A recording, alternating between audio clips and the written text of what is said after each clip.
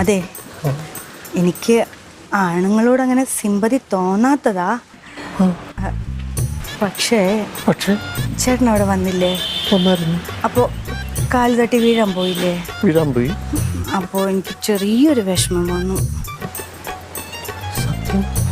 സത്യം സത്യം സത്യം.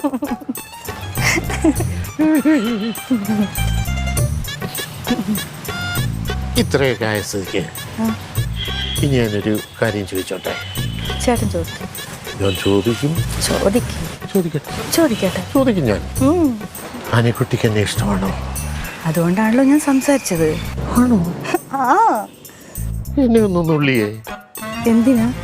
അല്ല, സ്വപ്നമാണോന്ന് എനിക്കൊരു സംശയം. നുള്ളണോ തലോടണോ? നുള്ളിയാലും തലോടിയാലും പ്രശ്നമില്ല.